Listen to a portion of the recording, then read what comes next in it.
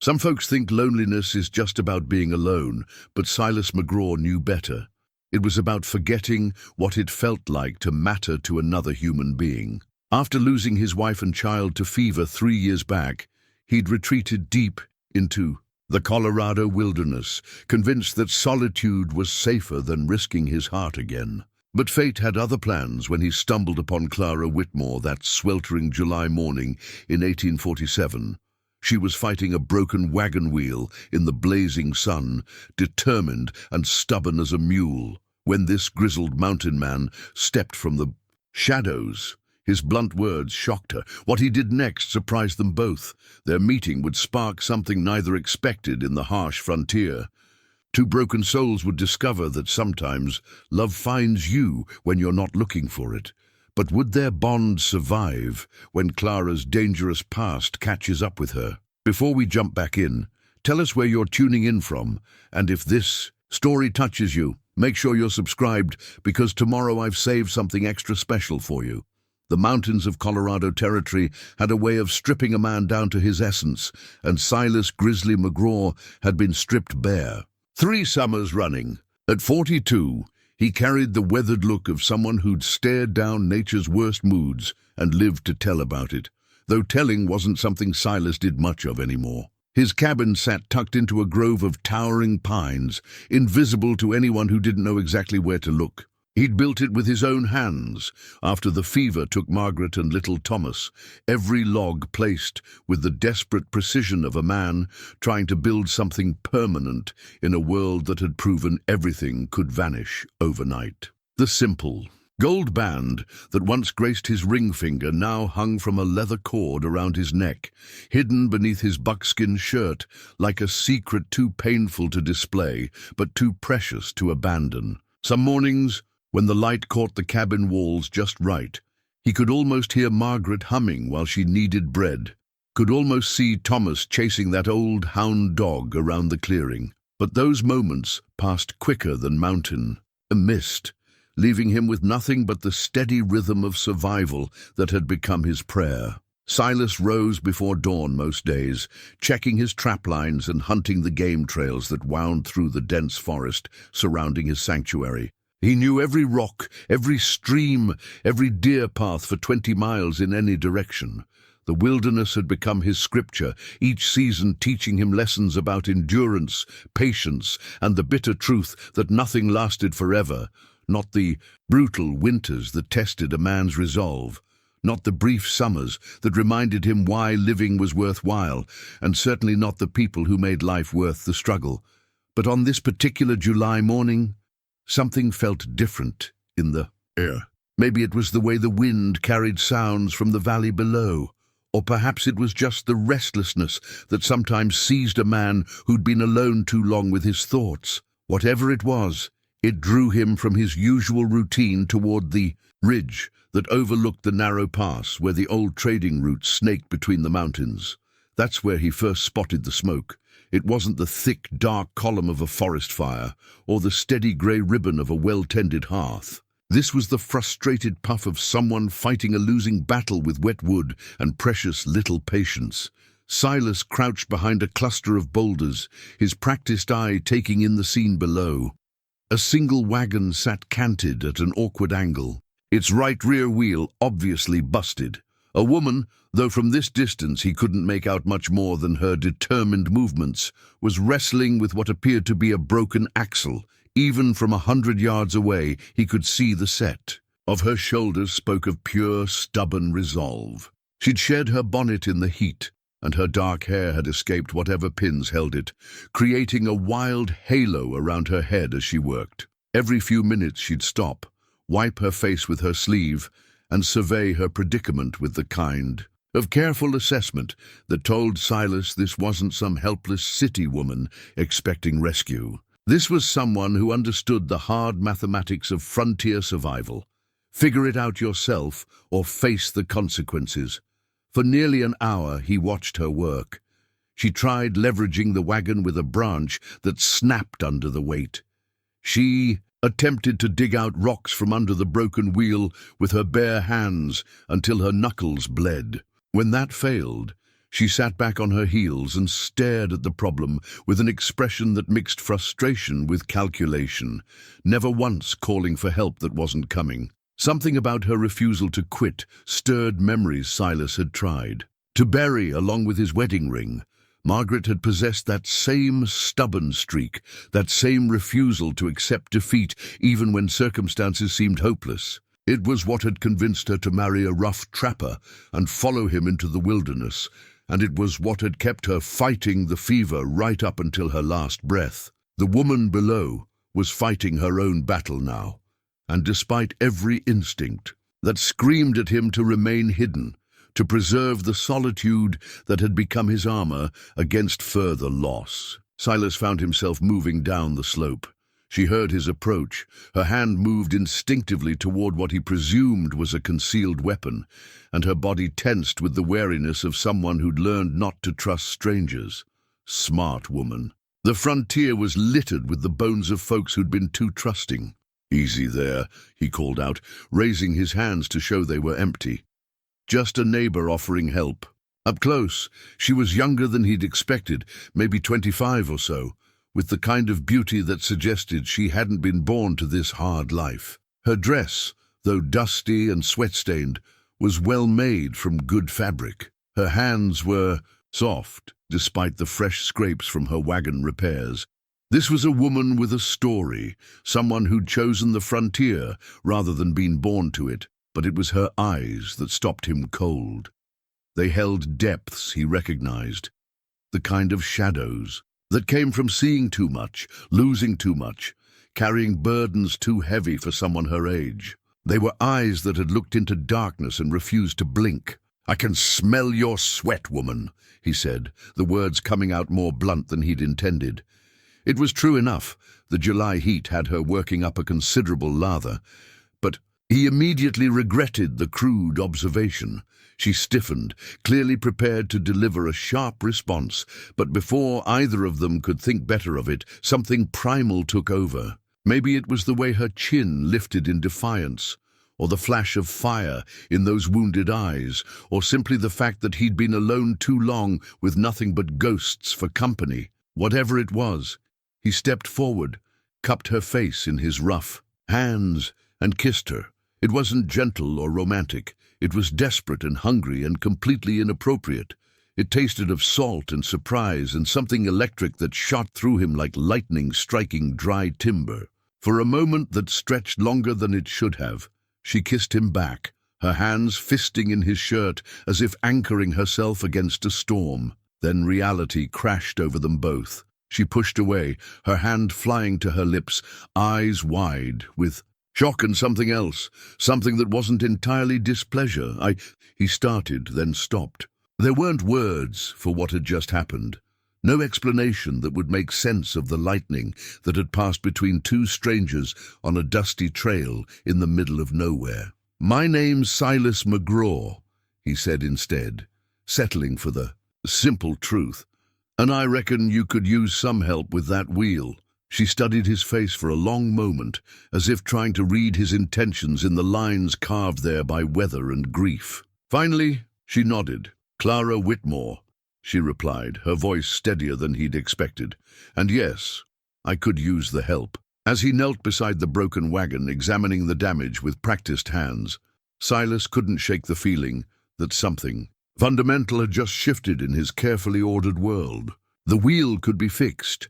That was just a matter of skill and proper tools. But whatever had sparked between them in that moment of contact, whatever had made him abandon 3 years of careful isolation for the taste of a stranger's lips, that was something else entirely, something that might prove far more dangerous to repair than any broken wagon wheel could ever be. The wagon wheel took them the better part of 2 days to repair properly.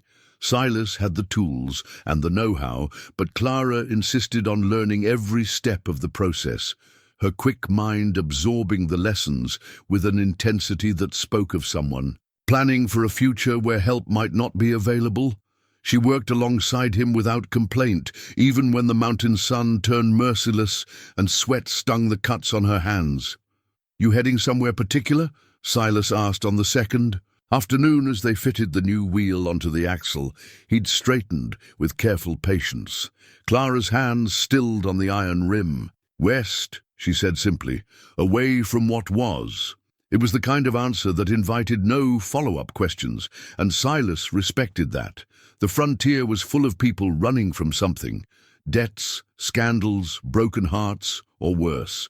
A person's past was their own business until they chose to share it. But as evening settled over their makeshift camp, Clara began to open up in small ways. She'd been traveling alone for 6 weeks, she told him, sleeping in the wagon and buying supplies in the scattered settlements when she could find them. She was a fair cook despite the limitations of trail rations, and she had a way of making even hardtack and beans taste like something approaching civilization. "You're welcome to rest up at my place," Silas offered, as they watched the stars emerge above the mountain peaks. "Got room for the wagon, and the cabin's more comfortable than sleeping rough." Clara studied his face in the firelight. "That's generous. What would it cost me?" The question carried weight beyond simple payment, and Silas recognized the wariness of someone who'd learned that generosity often came with strings attached. "Nothing you don't want to give," he said simply. "Just company for a few days, if that suits you." Something in his tone must have convinced her, because she nodded. "I'd appreciate that." The next morning, they loaded her few possessions into the wagon and made the slow journey up the mountain to his cabin. Clara said little during the climb, but he caught her studying the landscape with the careful attention of someone memorizing escape routes. Smart woman, he thought again.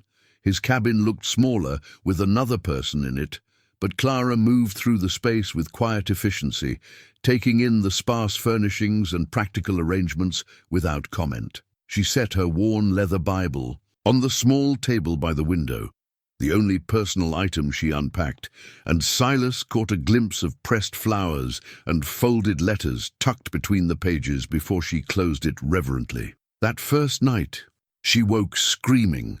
Silas bolted upright in his loft bedroom, reaching for the rifle he kept beside his bed before his mind caught up with his instincts. Below, Clara thrashed against blankets that had become enemies in her dreams, crying out words he couldn't quite catch. When he climbed down to check on her, she came awake with a gasp, her hand flying to the small derringer she'd somehow managed to draw from beneath her pillow. "Easy," he murmured, the same tone he'd used with a spooked horse. "Just me. You were dreaming." Clara's breathing gradually slowed as she oriented herself to the cabin's shadows. "I'm sorry," she whispered. "I didn't mean to wake you. Nothing to apologize for. We all carry things that visit us in the dark." She looked up at him then, really looked, as if seeing something in his face that convinced her he spoke from experience. "Do yours ever stop coming?" "Sometimes they quiet down," he said honestly, "but they never go away completely." The nightmares came 3 more times over the next week. Each time, Silas would find himself climbing down from the loft to sit with her until the shaking stopped and she could breathe normally again. He never asked what she dreamed about, and she never volunteered the information, but he began to piece together fragments. Something about running, about men with cruel voices, about shame that clung to her like smoke from a dirty fire. During the days, they fell into an easy rhythm. Clara insisted on earning her keep, taking over the cooking and mending, while Silas worked his traplines and hunted. She had a gift for making his crude bachelor quarters feel more like a home, adding small touches that spoke of a woman's eye. For comfort, wildflowers in a tin cup, his few books arranged neatly on the shelf, meals that actually tasted like food instead of mere fuel. But it was the small intimacies that began to undo him. The way she hummed while she worked, unconsciously, echoing Margaret's old habit. How she'd pause in her sewing to watch him whittle by the fire, her expression soft with something that looked dangerously like affection. The careful way she tended the cut on his hand when he slipped with his skinning knife. Her touch gentle but sure. 2 weeks into her stay, Silas was organizing Clara's belongings to make space in the cabin when he found it tucked between the pages of her Bible, a folded piece of paper that fell open in his hands before he could stop himself from seeing what it contained. Wanted. For theft, $500 reward. Catherine Walsh, age approximately 24, brown hair, brown eyes, about 5'4" in height. Wanted in connection with theft of $2,000 from Caldwell and Associates, St. Louis. Contact Sheriff's Office if seen. The sketch was rough but recognizable. Clara Whitmore was Catherine Walsh, and she was worth $500 to someone with flexible morals and a willingness to haul her back to Missouri. Silas stared at the poster for a long moment, his mind working through the implications. $500 was more money than most men saw in 2 years. It would buy supplies to last through several winters, maybe even enough to start over somewhere new if a man had a mind to leave the mountains. But as he looked up to find Clara, standing in the doorway, her face pale with the knowledge of what he'd discovered, Silas realized that all the money in the world wouldn't be worth the look of betrayal in those dark eyes. "I can explain," she said quietly. "No need." He folded the poster and handed it back to her. "Your business is your business, Silas. Unless you want to tell me," he added, meeting her gaze steadily. "In which case, I'm listening." Clara sank onto the bench beside the table, the wanted poster trembling in her hands. "My name really is Clara.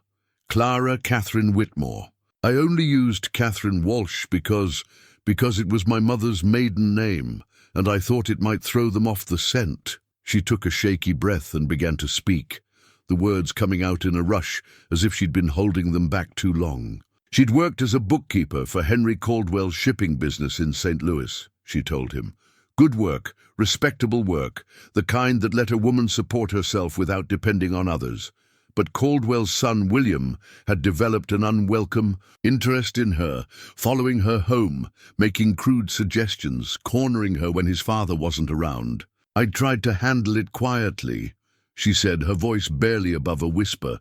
"Told him I wasn't interested, started working different hours to avoid him. But men like William Caldwell don't hear no very well." The assault happened on a Thursday evening when she'd stayed late to finish the monthly accounts. William had been drinking, celebrating some business success, and he decided her continued refusal was just playing hard to get. When she fought him off and threatened to tell his father, he'd laughed. "Who's going to believe a hired woman over a Caldwell?" he'd said. "Besides, I've been watching you work with those books. Real careful with numbers, aren't you? Maybe too careful. Maybe been moving some of those numbers around for your own benefit." Within a week, money had gone missing from the company accounts, exactly the amount needed to make Clara look guilty of embezzlement. William's assault became her word against his, and with the theft charges hanging over her head, no one was inclined to believe a desperate woman trying to escape justice. "I knew what would happen if I stayed," Clara said, her hands twisted together in her lap. "They'd railroad me into prison, or worse. So I took what little money I had saved and ran. I've been running ever since."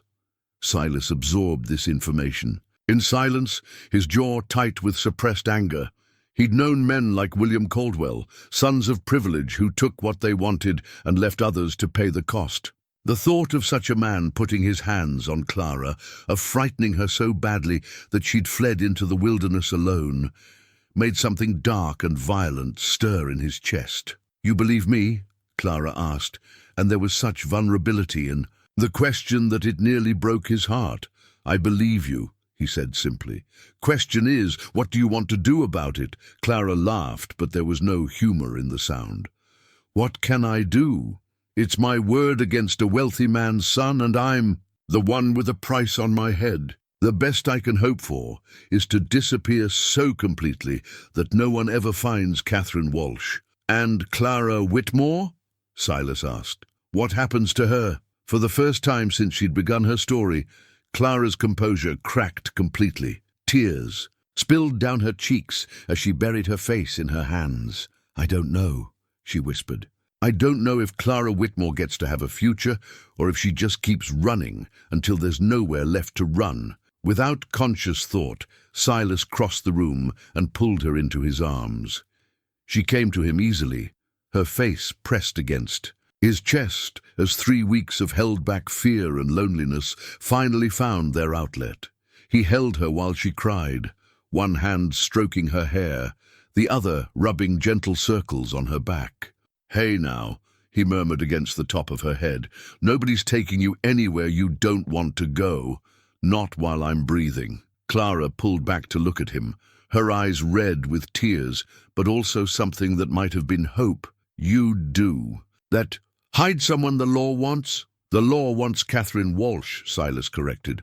"Far as I know, no such person exists. There's only Clara Whitmore, and she's welcome to stay in these mountains as long as she likes." The kiss that followed was different from their first, softer, deeper, tinged with gratitude, and something that felt dangerously like love beginning to bloom. When they broke apart, Clara rested her forehead against his, and Silas could feel some fundamental shift taking place in both their hearts. "Thank you," she whispered. "Nothing to thank me for," he replied. "We all deserve a chance to start over." But even as he spoke the words, Silas couldn't shake the feeling that Clara's past wouldn't stay buried as easily as they both hoped. $500 was a lot of money, and there were plenty of men in the territory who wouldn't hesitate to collect it, regardless of guilt or innocence. Still, for now, they were safe in their mountain sanctuary. And for the first time in 3 years, Silas McGraw found himself thinking about the future in terms of we instead of I. It was a dangerous kind of hope, but as he watched Clara carefully fold the wanted poster and place it back inside her Bible, he decided it was worth the risk. The hunting knife felt familiar in Clara's hands, though she'd never held one quite like it before. Silas had crafted the handle himself, carving intricate patterns into the wood that spoke of winter evenings spent perfecting something both beautiful and deadly functional. The blade gleamed in the morning sunlight as he demonstrated the proper grip, his larger hands guiding hers with patient precision. "It's not about strength," he explained, adjusting her stance. "It's about knowing where to place the blade and having the will to follow through. A woman your size can drop a man twice your weight if she knows what she's doing." Clara absorbed the lesson with the same intensity she'd brought to learning wagon repair. Everything was different now that her secret was out in the open. The nightmares still came, but they were less frequent, as if sharing the burden had somehow lightened its weight. More importantly, she no longer felt the constant need to look over her shoulder or plan her next escape route. For the first time in months, she was allowing herself to think beyond mere survival. "Why are you doing this?" she asked as they took a break from knife work to practice with the rifle. "Teaching me to fight, I mean.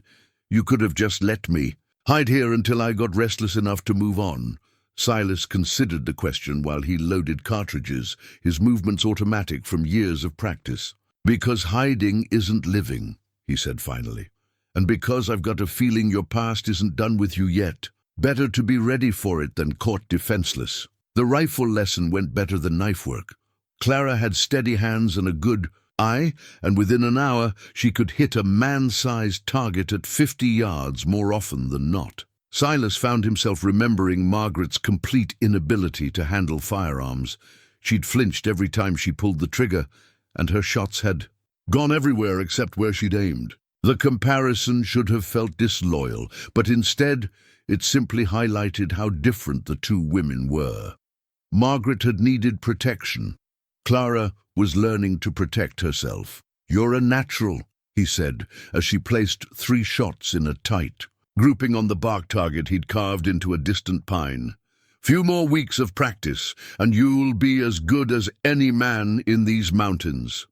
Clara lowered the rifle, a small smile playing at the corners of her mouth. "Is that your way of saying you approve of women who can shoot?" "I approve of anyone who can take care of themselves," Silas replied.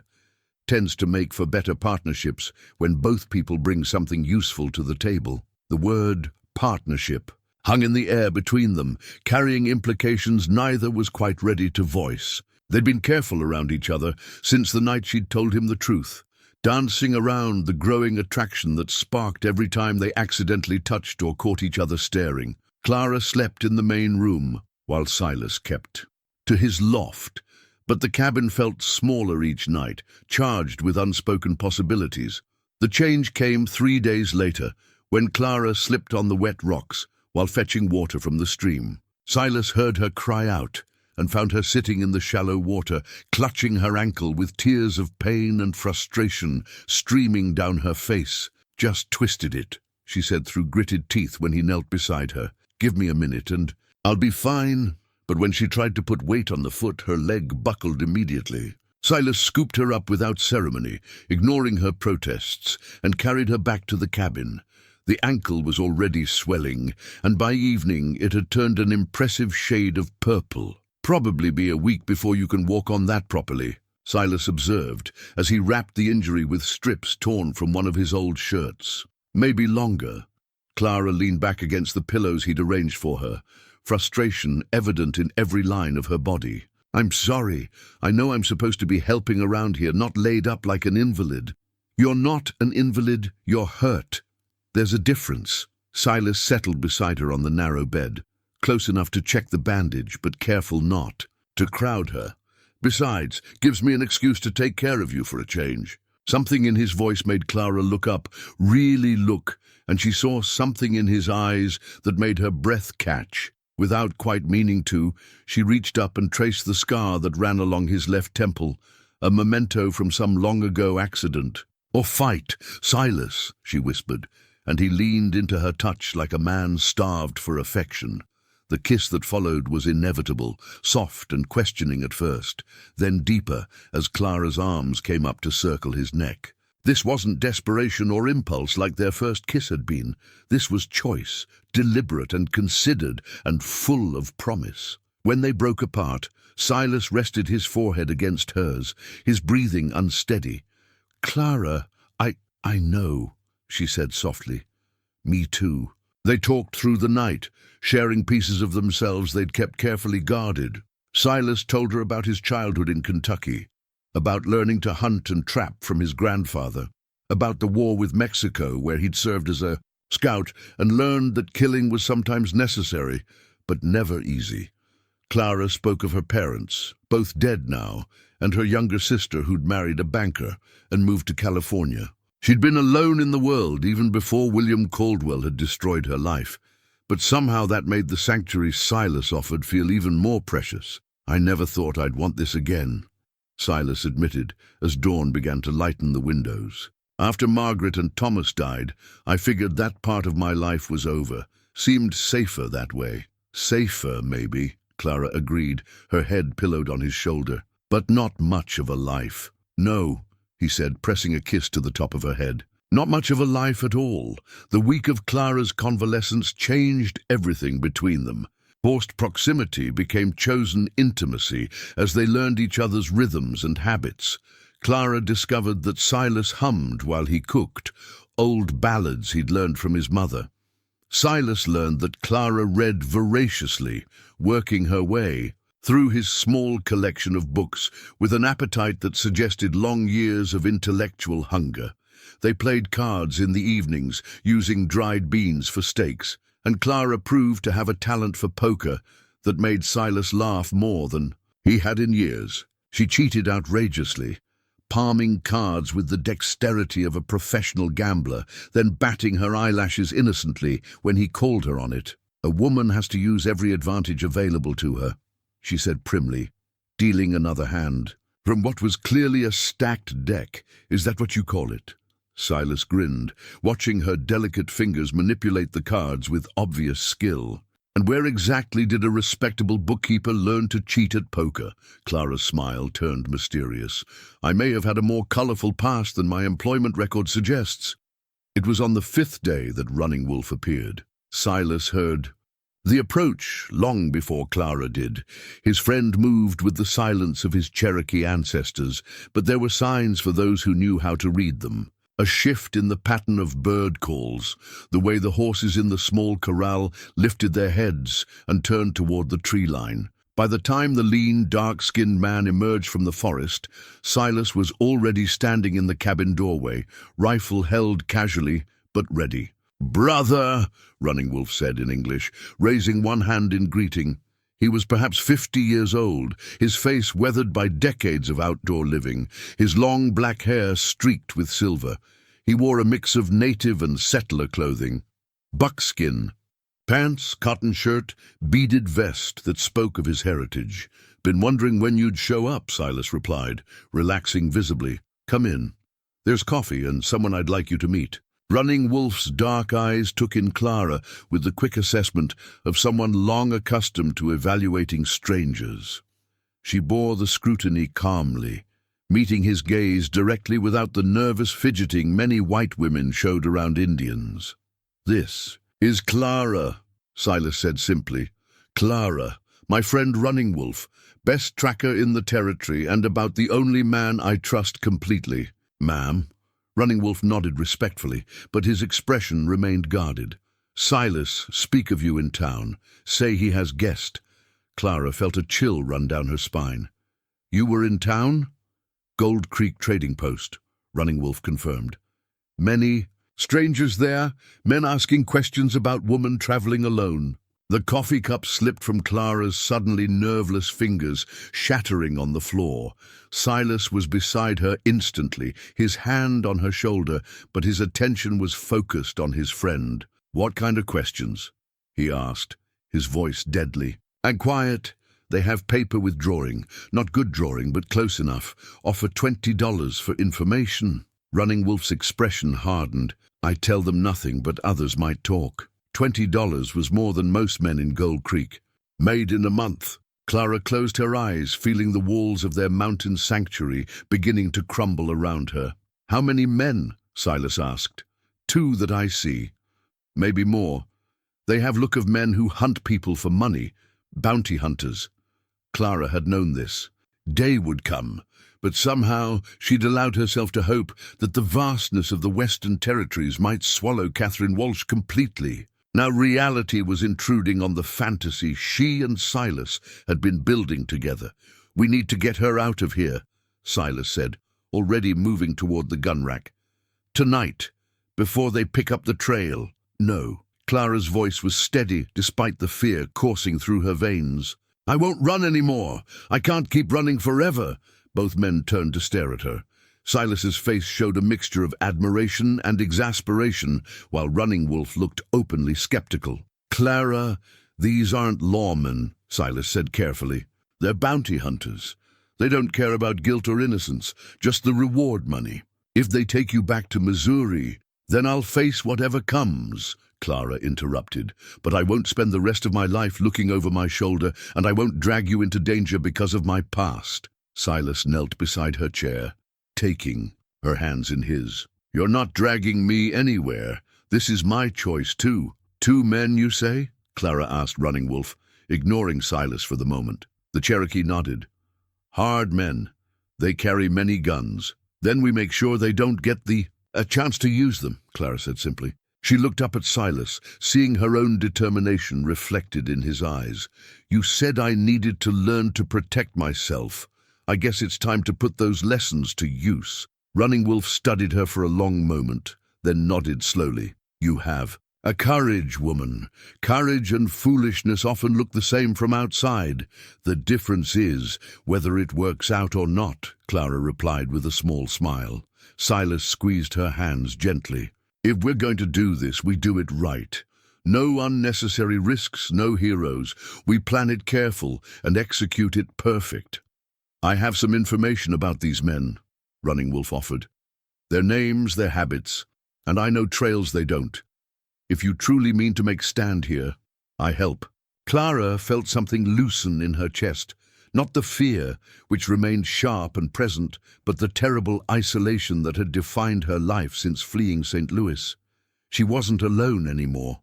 She had Silas, whose steady presence had become her anchor, and now Running Wolf, whose loyalty to his friend apparently extended to her by association. For the first time since seeing that wanted poster, Clara Whitmore began to believe she might actually have a chance at the future she'd been afraid to dream about. Clara's sewing kit had been her mother's, a small tin box that held memories along with the practical tools of domestic life. The needles were still sharp, the thread still strong, and as she worked to mend the tears in Silas's favorite shirt by lamplight, she found herself thinking about the peculiar turns her life had taken. 6 months ago, she'd been Catherine Walsh, respectable bookkeeper, living in a boarding house and planning a quiet, solitary future. Now she was Clara Whitmore, learning to shoot and fight alongside a man who made her heart race every time he smiled. The cabin had undergone its own transformation over the past month. What had once been a stark bachelor's retreat now showed the touches of a woman's presence, curtains sewn from fabric traded in Gold Creek, wildflowers arranged in mason jars, meals that did more than merely sustain life. Clara had discovered a talent for making a home out of very little, and more importantly, she'd discovered she wanted to make this home with Silas. "You don't have to do that," Silas said from where he sat, cleaning his rifle near the fireplace. "I can mend my own clothes." "I know you can," Clara replied without looking up from her stitching. "But I like doing it. Makes me feel useful. Like I'm contributing something beyond being another mouth to feed." "You contribute plenty." Silas set aside the rifle and moved to sit beside her on the bench. "This place has felt more like home in the past month than it has in 3 years. The simple admission made Clara's chest tight with emotion. She'd never realized how much she'd craved this, the quiet domesticity of sharing everyday tasks with someone who mattered, working in comfortable silence, then talking late into the night about everything and nothing. The gradual erosion of the walls they'd both built around their hearts. "Tell me about Margaret," she said quietly, surprising. "Herself with the request." Silas stiffened slightly. "Clara, please, I'm not asking you to compare us or anything like that. I want to know about the woman who made you believe love was worth the risk the first time." Silas was quiet for so long that Clara began to think he wouldn't answer. Then he began to speak, his voice soft with memory. "She was barely 18 when we met, pretty as a spring morning and twice as stubborn as you are. Her father owned the general store in the settlement where I used to trade my furs. She'd argue with me about everything, the price of supplies, the quality of my pelts, whether I was charging fair rates for guiding parties through the mountains." His mouth curved in a small smile. "I started making excuses to visit that store just so I could argue with her." Clara continued her sewing, giving him space to remember without feeling watched or judged. "Took me 6 months to work up the courage, to ask her father for permission to court her, and another 6 months to convince her I was serious about settling down. She followed me up here with nothing but a trunk full of books and more faith than I deserved." Silas's voice grew quieter. "Thomas came along 2 years later, looked just like her, but with my stubborn streak." "What happened?" Clara asked gently. "Fever swept through the territory that winter. Bad one. Took a lot of folks who should have been strong enough to fight it off. Margaret got sick first, then Thomas caught it from her. I tried everything I knew, rode to 3 different settlements looking for medicine, but—" His voice broke slightly. "They died within a day of each other. Margaret went first, and I. Think Thomas just decided he didn't want to stay without his mama." Clara set aside her sewing and took Silas's hand, threading their fingers together. "I'm sorry. For the longest time, I blame myself. If I'd gotten the medicine sooner, if I'd taken them to a real doctor instead of trying to treat them myself, if I'd never brought them to this godless wilderness in the first place." He shook his head. "Nearly drove myself mad with all the what-ifs. Is that why you stayed up here alone? Punishment? Maybe. Or maybe I just couldn't face the idea of caring that much about anyone ever again." He looked at their joined hands, his thumb tracing over her knuckles. "Losing them nearly killed me, Clara. I'm not sure I'm strong enough to survive that kind of loss twice." Clara lifted their joined hands to her lips, pressing a soft kiss to his scarred knuckles. "Then we'll just have to make sure you don't have two." The kiss that followed was different from their others, deeper, more certain, flavored with the kind of trust that came from truly knowing someone. When they broke apart, Silas rested his forehead against hers. "I love you," he said simply, the words carrying the weight of a man who didn't speak them lightly. "I love you too," Clara whispered back, and felt something settle into place in her chest, something she hadn't even realized was missing. They made love that night for the first time, slow and tender in the firelight. There was no desperation or urgency, just two people choosing each other with full knowledge of the risks involved. Afterward, as Clara lay in Silas's arms listening to his heartbeat, she allowed herself to imagine a future that stretched beyond mere survival. Children, perhaps a larger cabin. Growing old together in these mountains, they were both learning to love. The daydream lasted exactly 3 more days. Clara was in the garden behind the cabin, tending the vegetables she'd planted with careful attention to what would grow at this altitude when she heard the distinctive call of a mountain jay, 3 sharp notes followed by a trill. It was Running Wolf's signal, and from the urgency in the repetition, something was very wrong. She dropped her hoe and moved swiftly toward the cabin, staying low and keeping to the cover of the trees, as Silas had taught her. Inside, she found him already checking his weapons, his face grim. "How many?" he asked without preamble. "The same 2, but they've brought friends," Running Wolf said from his position by the window. "I count 4 riders on the main trail, maybe more hanging back." Clara felt her mouth go dry. 4 men. That's not just bounty hunters anymore. "No," Silas agreed grimly. "That's a hunting party." Running Wolf turned from the window, his expression troubled. "There's more. One of them carries official papers, Deputy Marshal's badge." The implications hit Clara like a physical blow. A deputy marshal meant this wasn't just about bounty money anymore. Someone with real authority wanted her brought back to Missouri. Someone with enough influence to make her disappearance a matter of federal interest. "Henry Caldwell," she whispered. "He must have convinced them I'm some kind of desperate criminal." Silas moved to the gun cabinet, pulling out his Henry rifle and a shotgun. "Doesn't matter what they think. What matters is that they're not taking you anywhere. Silas, if there's a deputy marshal, then he's backing the wrong horse." Silas interrupted. "And he's about to learn that these mountains don't take kindly to folks who mistake might for right." Running Wolf nodded approvingly. "My people have saying, the mountain decides who belongs, not the badge." Clara looked between the 2 men, seeing the determination in their faces, and felt her own resolve strengthen. She'd spent months running from her past, but she was tired of being prey.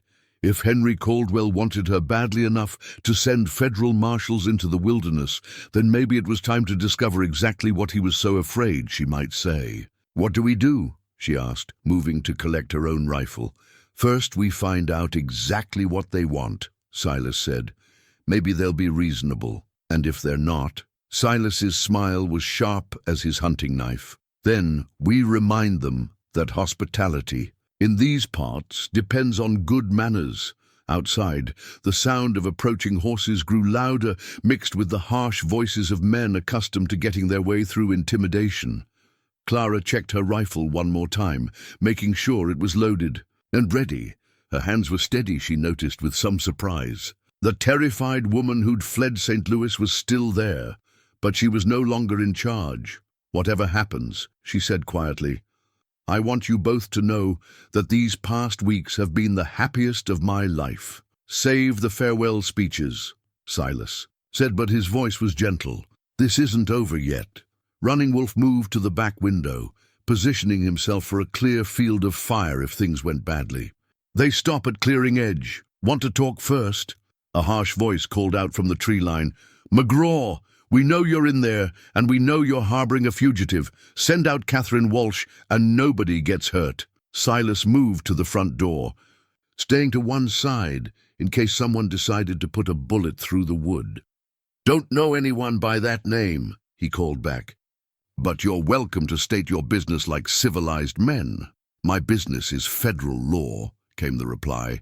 "Deputy Marshal Tom Bridger, and I've got a warrant for the arrest of Catherine Walsh, also known as Clara Whitmore. Send her out, or we'll come in and get her." Clara felt something cold settle in her stomach. They knew both names now, which meant someone had been very thorough in their investigation. This wasn't just about Henry Caldwell covering his son's crimes anymore. This was about making sure she never got the chance to tell her side of the story. "Show me the warrant," Silas called. "Ride up slow and easy, just you, and let me see." The papers. There was a long pause, filled with the low murmur of men conferring. Finally, "I don't think so, Mountain Man. You send out the woman, or we burn you out." Silas looked at Clara, his eyebrows raised. "So much for reasonable." "Told you," Running Wolf said from his position. "Hard men. They come for blood." Clara moved to the window beside Silas, looking out at the 4 riders positioned at the edge of their clearing. Even at this distance, she could see they were well-armed and professionally equipped. These weren't frontier drifters looking for easy money. They were serious men on serious business. "Last chance, McGraw," the marshal called. "We know she's in there, and we know you're harboring a federal fugitive. That makes you an accessory after the fact." Clara felt the weight of the situation settling on her shoulders. These men weren't going to be deterred by words or warnings. They'd come too far and invested too much to leave empty-handed. "There's something else," she said quietly, studying the riders through the gap in the curtains. "Look at their equipment. Those aren't standard-issue weapons for a deputy marshal's posse." Silas followed her gaze and swore under his breath. She was right. The men carried expensive repeating rifles and wore the kind of gear that spoke of serious money behind their mission. This wasn't just law enforcement. This was a privately funded expedition disguised as official business. "Henry Caldwell's reach is longer than we thought," Clara murmured. "He's not just covering up his son's crimes anymore. He's making sure the only witness disappears permanently." The realization crystallized what they were truly facing. These men hadn't come to arrest her. They'd come to ensure she never made it back to St. Louis alive to tell her story. The deputy marshal's badge was just window dressing to make their actions look legitimate. "Then they've made a mistake coming here," Silas said grimly, his hand tightening on his rifle. "These mountains have a way of swallowing up men who overestimate themselves." Running Wolf nodded from his position. 4 men, maybe more in trees. "But they don't know this ground like we do. They think numbers make them strong, but numbers make them slow." Clara looked between her 2 protectors. These men who were willing to risk everything for a woman they'd known only a few months. The gratitude that welled up in her chest was almost overwhelming, but beneath it was something harder and more determined. She was done being a victim, done letting other people fight her battles. "How long before they lose patience?" she asked. "Not long," Silas replied. "Men like that don't like to wait. They'll try smoke first, then fire if that doesn't work. Then we don't give them the chance." Clara moved away from the window, her mind working quickly. "There's a way to handle this." Both men turned to look at her, and she saw her own fierce determination reflected in their faces. Whatever happened next, they would face it together, and maybe, just maybe, they would finally put an end to Catherine Walsh's long nightmare once and for all. The trade beads had been Running Wolf's grandmothers, passed down through 3 generations, of Cherokee women who understood that survival sometimes depended on the kindness of strangers. Bright blue and red glass caught the morning light as Running Wolf sorted through them, selecting the ones that would carry the most meaning to his scattered network of friends throughout the territory. Each bead was a message, a call for help, that would travel faster than any horse. "My cousin Greyhawk trades at the Ute camp 2 days north," he explained as he worked. "His wife's brother knows the Arapaho who hunt the eastern slopes. Word will spread. Strangers with badges asking questions about the mountain man's woman." Clara watched the careful ritual, understanding that she was witnessing something far more significant than simple communication. This was how news traveled. In a land where telegraph lines didn't exist, how warnings spread through communities that most white settlers never even knew were there. She was being woven into a web of protection that stretched across tribal boundaries and ancient rivalries. "How long?" Silas asked from his position by the window. The 4 riders had pulled back from the clearing edge, but they hadn't left. Smoke from their campfire was visible through the trees, and the occasional glimpse of movement suggested they were settling in for a siege. By sunset, every native within 50 miles will know about the woman who cooks good food and mends clothes. Running Wolf replied with a slight smile. By tomorrow morning, they'll know about the badge-wearing men who threatened the mountain man who helped Yellow Bear's grandson find his way home last winter. Silas had never mentioned helping anyone's grandson, but Clara wasn't surprised. She'd learned that her taciturn mountain man had a habit of doing good deeds without talking about them. It was part of what had made her fall in love with him. The quiet way, he helped others simply because it was right, not because he expected recognition or reward. "What about the Caldwells?" she asked. "Will word reach them about what's happening here?" Eventually, Running Wolf nodded. "But not soon. The men outside. They came here to disappear you, yes? They don't want anyone in Missouri to know where you are or what happens to you, so they won't send word home until the job is finished." The implication was clear. Whatever was going to happen would be decided here, in these mountains, far from any court or law that might complicate Henry Caldwell's plans. Clara should have found the thought terrifying, but instead she felt oddly liberated. No more running, no more hiding, just the simple clarity of survival. "They'll try to wait us out first," Silas observed, watching the distant camp through his spyglass. "Figure we'll run out of food or water, get desperate enough to make mistakes." "How long can we hold out?" Clara asked. "Food for maybe 2 weeks if we're careful, water indefinitely, the springs protected behind the cabin. But they won't wait that long." Silas lowered the glass, his expression grim. "Men like that get paid to solve problems quickly.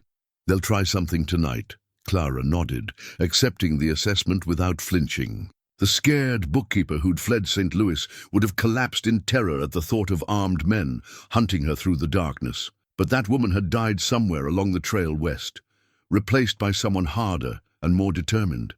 Someone who'd learned to shoot straight and think clearly under pressure.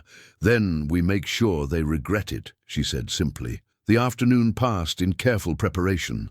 Silas checked every weapon twice, counted ammunition, and inspected the defensive positions he'd prepared around the cabin. Clara worked on preparing food that could be eaten cold if necessary. If shooting started, they wouldn't be able to risk the light from cooking fires. Running Wolf disappeared into the forest, returning with information about the enemy's positions and movements. 6 men now, he reported as the sun began to set behind the peaks. 2 more came from the East Trail. Professional fighters, not deputy marshals. "Hired guns," Silas said grimly. "Caldwell's not taking any chances." Clara felt a chill that had nothing to do with the cooling air. 6 armed men against 3 defenders, and one of those defenders was a woman who'd only learned to shoot a few weeks ago. The odds were not encouraging, but as darkness fell and the first stars appeared above the mountain peaks, Clara discovered she wasn't afraid. Nervous, yes. Alert to every sound and shadow, certainly, but not afraid. She had Silas beside her, steady and capable, and Running Wolf watching their backs with the skills of generations of warriors. More than that, she had something worth fighting for, a future that stretched beyond mere survival into the realm of genuine happiness. "You should try to get some rest," Silas murmured as they settled into their defensive positions for the night. "Could be a long few hours."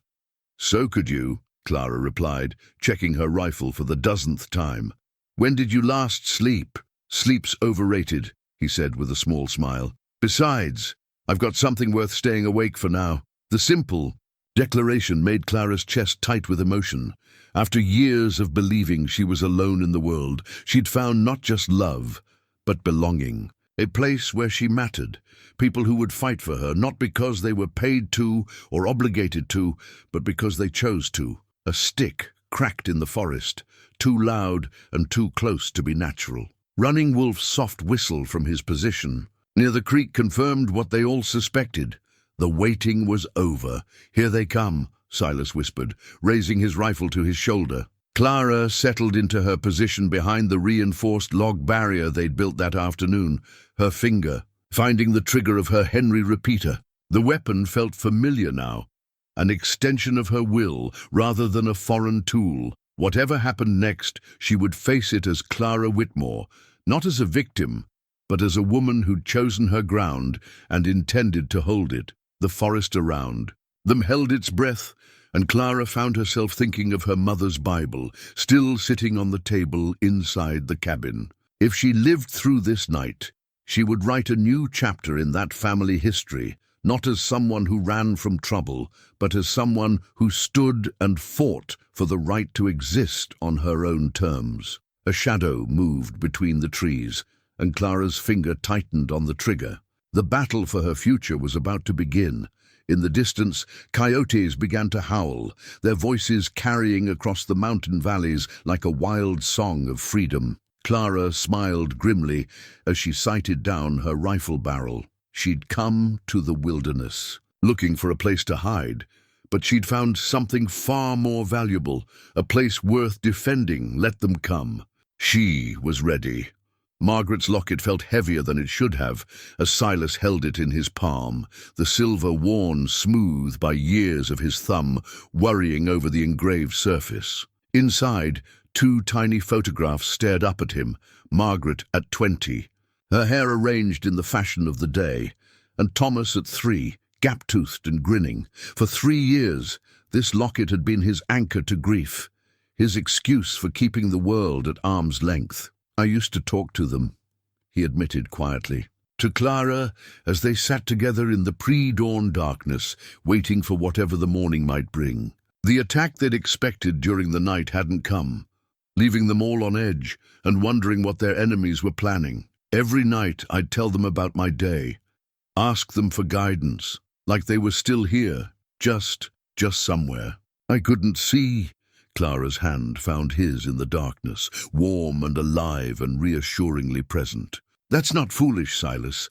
Love doesn't die just because people do. No, but it can trap you, he replied, his voice heavy with hard-won wisdom. I've been carrying this guilt for 3 years, convinced that loving you somehow dishonors their memory. But Margaret... He paused, struggling with words he'd never spoken aloud. Margaret would box my ears for wasting so much time on self-pity. The sun was beginning to lighten the eastern peaks, painting the sky in shades of rose and gold that reminded Clara of the pressed flowers in her Bible. Somewhere out there, 6 men waited for the right moment to attack. But in this quiet space, before the storm, she and Silas were finally addressing the ghosts that had haunted their relationship from the beginning. Tell me about her, Clara said softly. Not the sad parts, the parts that made you love her. Silas smiled, the expression transforming his weathered features. She laughed at everything, bad jokes, my terrible cooking, the way I'd get tongue-tied trying to say something romantic. She found joy in the smallest things, a successful garden, fresh snow on the peaks, Thomas taking his first steps. His voice grew wistful. She would have liked you, I think, would have appreciated how you refused to give up, how you faced down trouble with your chin up and your spine straight. And Thomas, curious about everything, always asking why and how come, until I thought I'd go mad from the questions. He wanted to know how the mountains got so tall, why the sky was blue, where the wind came from. Silas chuckled softly. Margaret used to say he got that from me, the need to understand how things worked. Clara squeezed his hand gently. They sound wonderful. I'm sorry you lost them, but I'm grateful they were part of making you the man you are. Something shifted in Silas's expression. A burden he'd been carrying finally beginning to lighten. I need to do something, he said suddenly, standing and moving toward the cabin. Will you come with me? Curious, Clara followed him inside and watched as he retrieved a small hand shovel from his tool collection. Without explanation, he led her to a spot behind the cabin where wildflowers grew in cheerful profusion, their colors bright against the morning light. Help me dig, he said simply, kneeling and breaking ground with careful precision. Clara knelt beside him, using her hands to move the soft earth he loosened. They worked in companionable silence until they'd created a small hole, perhaps 6 inches deep. Then Silas removed the leather cord from around his neck and held the locket for a long moment, his lips moving in what might have been a prayer or a farewell. "I love you both," he said aloud, his voice steady despite the tears on his cheeks. "I always will, but I need to love the living now too. I need to build something new without tearing down what we had." He placed the locket gently in the small grave, then began covering it with earth. Clara helped, understanding that she was witnessing something sacred, not the abandonment of old love, but the integration of it into a larger truth about what it meant to be human. When the task was finished, Silas sat back on his heels and looked at the unremarkable patch of ground that now held his past. "I used to think loving again would mean forgetting them," he said quietly. "But that's not how it works, is it? The heart doesn't have a finite capacity. It just grows bigger." Clara kissed his cheek, tasting salt and earth and the promise of new beginnings. "I love you," she said simply. "All of you, including the parts that belong to them." They were interrupted by Running Wolf's sharp whistle from the forest, 3 quick notes that meant immediate danger.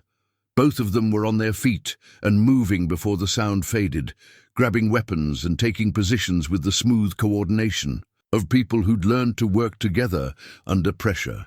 "Movement on the south ridge," Running Wolf called softly as they reached their defensive positions. "They tried to get above us, use high ground for advantage." Silas raised his spyglass and studied the distant slopes. "Smart!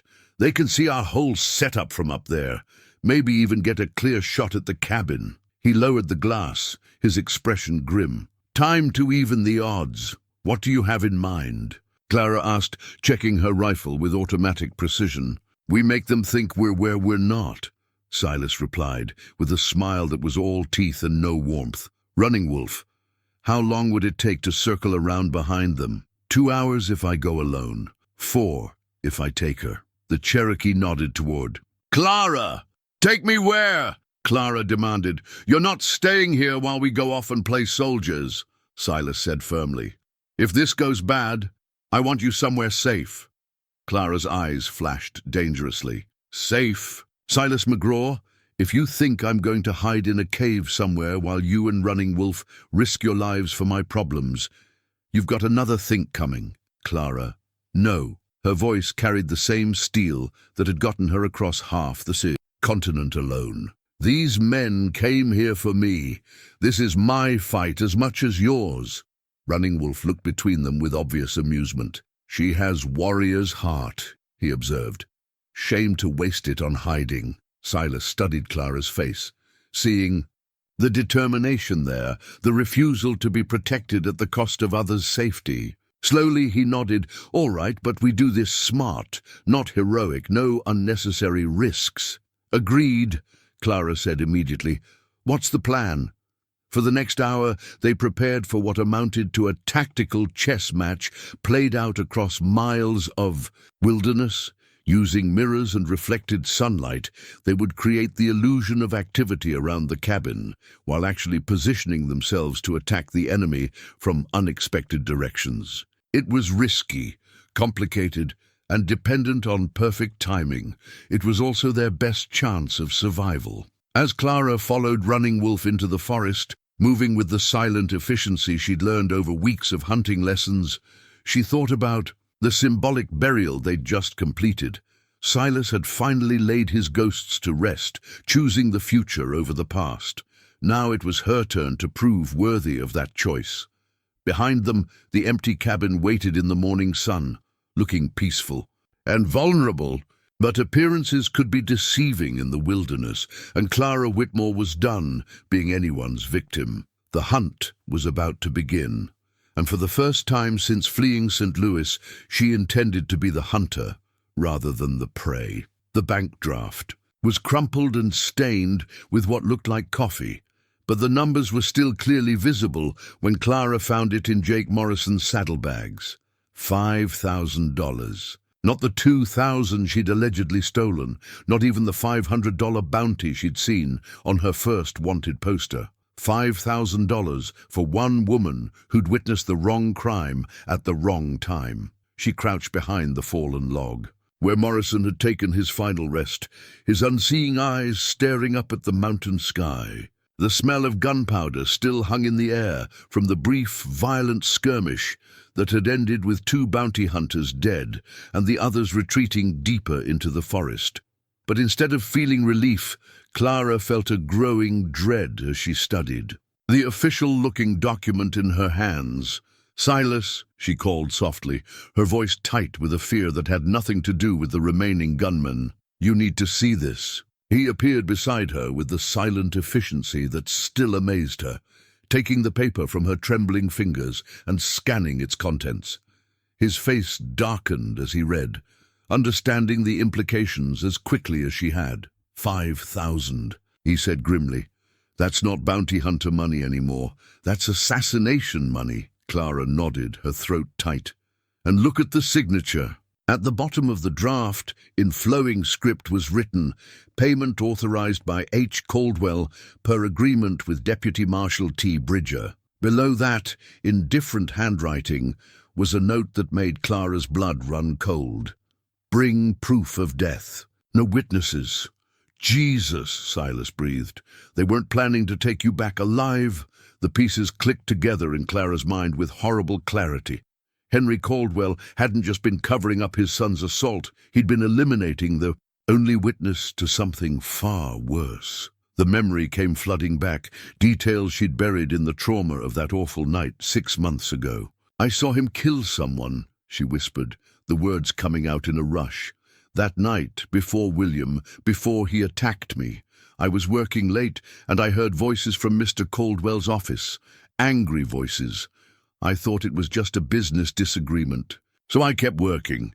But then I heard something crash, and a man screamed." Silas's attention focused on her completely. "What did you see?" I looked through the keyhole of the connecting door.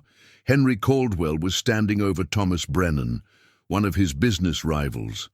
Brennan was on the floor, blood coming from his head. Caldwell had this heavy brass paperweight in his hand, covered in... Clara shuddered, remembering. "I thought Brennan was just unconscious." But then Caldwell pressed his fingers to Brennan's throat and smiled. "He smiled, Silas, like he was pleased." "And William saw you watching?" Clara nodded miserably. "He came up behind me while I was still frozen at the door. Said he'd been looking for me, that his father wanted to discuss my discretion regarding company business, but I could see it in his eyes. He knew what I'd seen. The assault, the theft charges.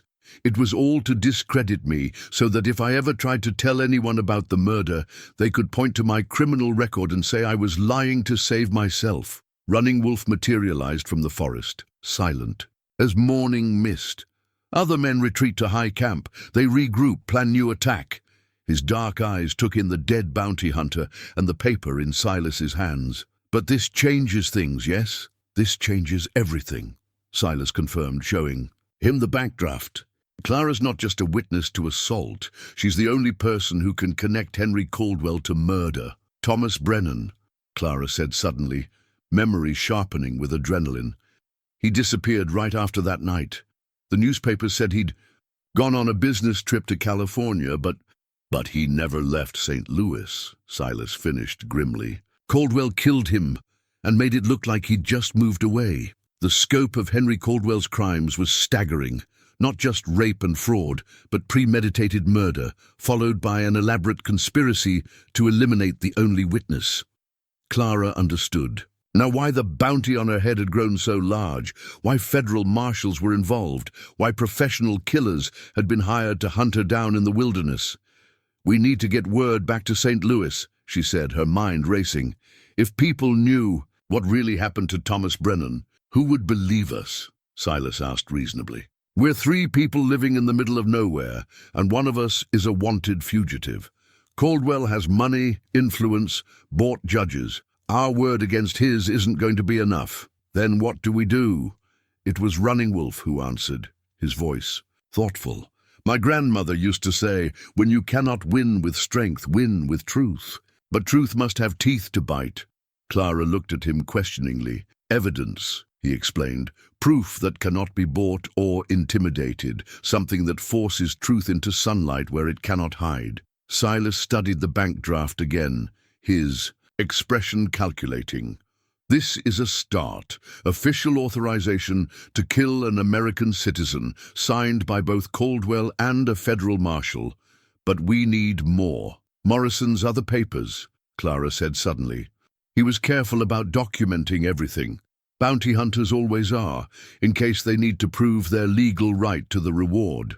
They searched Morrison's belongings methodically, finding a leather portfolio that contained far more than they'd hoped for. Correspondence between Caldwell and Marshal Bridger detailing the need to permanently resolve the Catherine Walsh problem. Maps showing Clara's probable routes west, with notations about where her body should be disposed of to avoid discovery. Most damning of all, a letter in Henry Caldwell's own handwriting acknowledging that the witness to the Brennan incident needed to be eliminated before she could spread malicious lies about our family. My God, Clara breathed, staring at the evidence of her own planned execution. He really meant to have me killed. Still means to, Silas corrected. These papers prove conspiracy to commit murder, but Caldwell doesn't know we have them. He'll send more men when these don't report back. Unless, Running Wolf said slowly, we make sure he has bigger problems to worry about. Both Clara and Silas looked at him expectantly. Cherokee have many friends among newspaper men in Denver, he explained. Men who pay good money for stories about corruption in high places. These papers, they would make very interesting reading for people who care about justice. Clara felt hope beginning to bloom in her chest for the first time in months.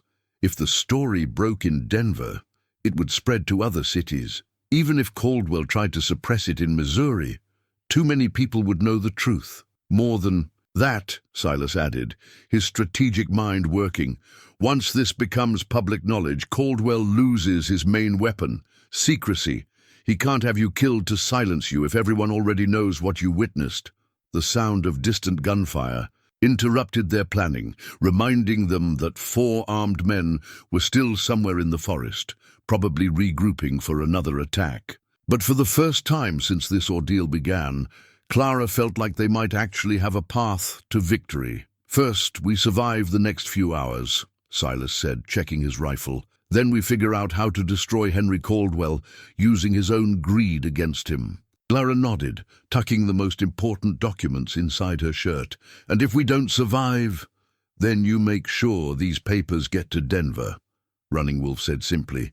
Dead martyrs sometimes speak louder than living witnesses. It wasn't a comforting thought, but Clara found strength in it anyway. She'd spent months running from her past, but now she had the tools to turn and fight. Henry Caldwell had made the mistake of underestimating a scared bookkeeper, not realizing she might grow into something far more dangerous, a woman with nothing left to lose and everything to fight for. The battle for her life was about to resume, but now it was also a battle for justice, and Clara Whitmore intended to win both. The surveyor's map had been Silas's father's, drawn during the early days of westward expansion when accurate charts of the Colorado Territory were worth their weight in gold. Every ridge, every hidden valley, every game trail and water source was marked with the meticulous precision of a man whose life depended on knowing the land intimately. Now, spread across the cabin table in the gray light before dawn, it represented their best hope of surviving what was to come. 4 men here, Running Wolf said, pointing to a cluster of symbols that indicated dense forest cover near a seasonal creek. They have good position, can see cabin, control main trails, but they don't know about this. His finger traced a barely visible line that wound behind the enemy position, following a deer path that skirted the base of the cliffs. Clara studied the map, her mind automatically calculating distances and elevation changes the way she once calculated ledger entries. How long would it take to reach them from behind? 2 hours if we move careful, Silas replied. Maybe less if we push hard, but pushing makes noise, and noise gets people killed. The remaining bounty hunters had regrouped after yesterday's skirmish, taking up positions that effectively had the cabin surrounded. They were professional enough to maintain discipline, patient enough to wait for the right opportunity. But patience was a luxury that worked both ways, and Clara's small group had advantages the enemy couldn't match: intimate knowledge of the terrain, the support of local tribes, and most importantly, the desperation of people fighting for their lives rather than their paychecks.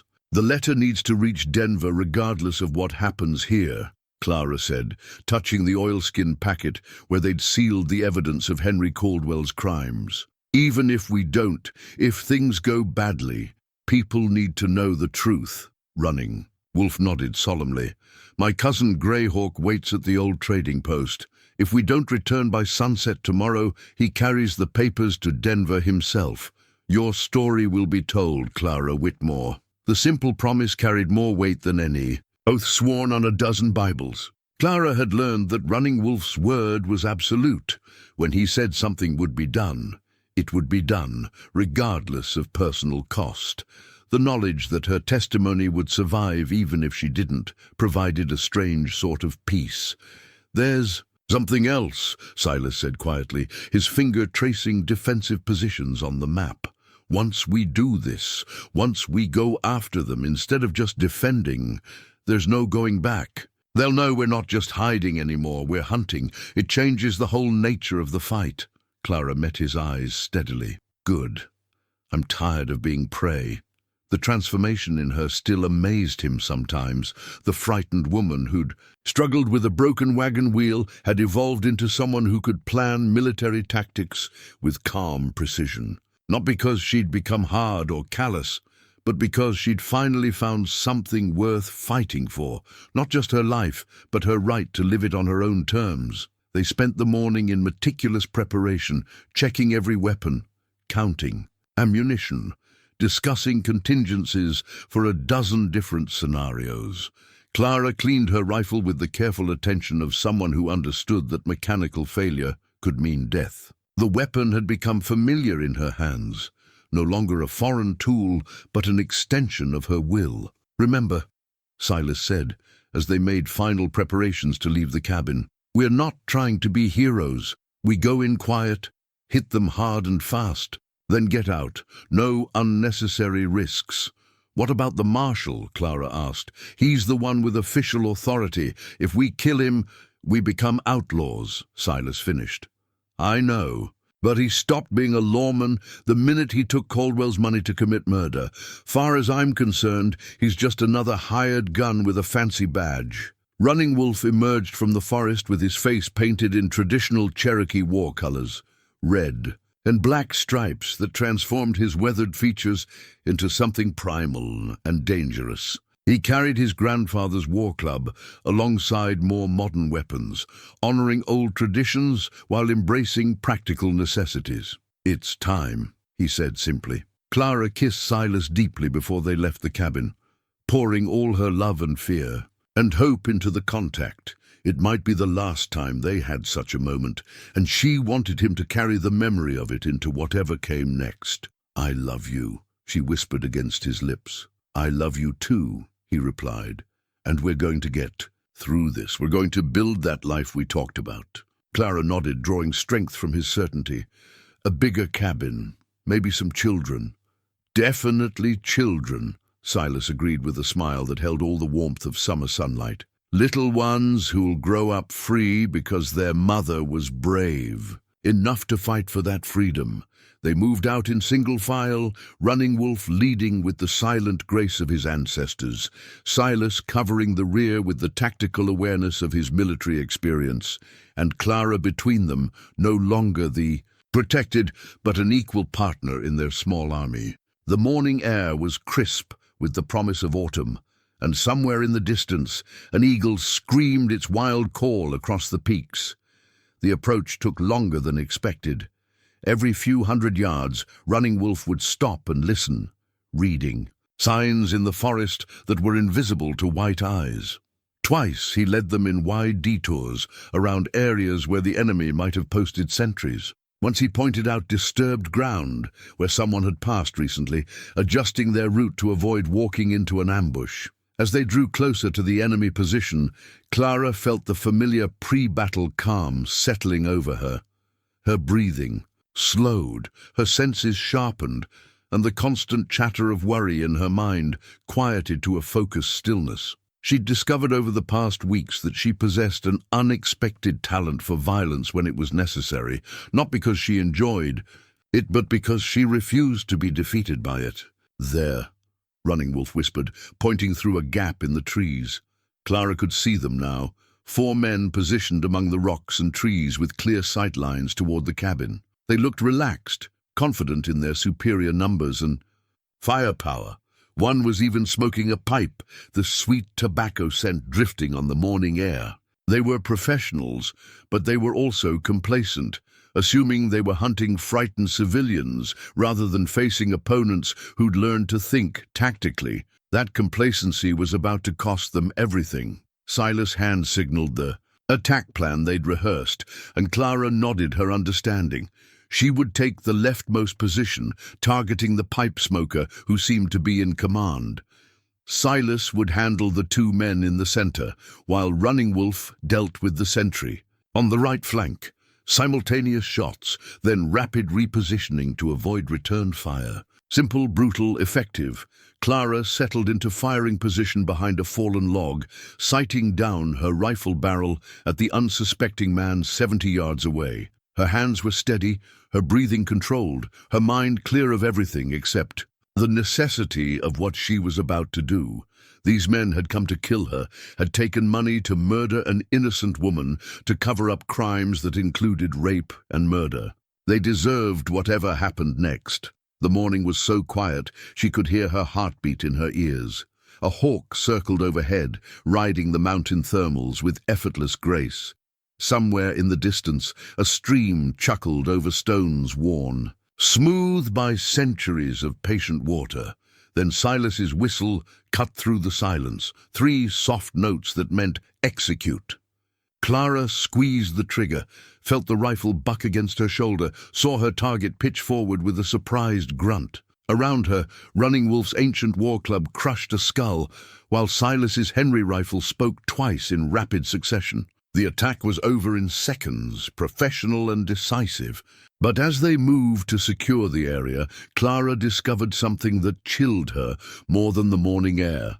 Fresh boot prints leading away from the camp, and a 5th set of saddlebags that suggested they'd been facing more enemies than they'd realized. There was another one, she called out urgently. Someone got away. Silas appeared beside her, studying the tracks with practiced eyes.